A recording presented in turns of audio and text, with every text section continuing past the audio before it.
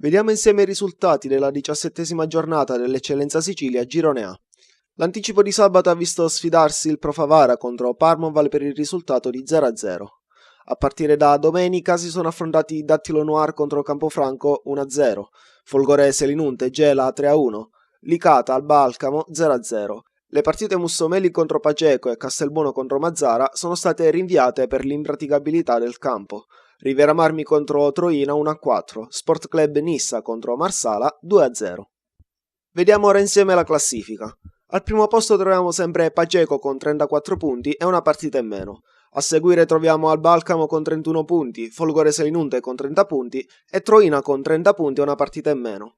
Più in basso troviamo Riviera Marmi con 29 punti, Nissa con 27 punti, Dattilo Noir 25 punti, Licata 23 punti, Campofranco 22 punti.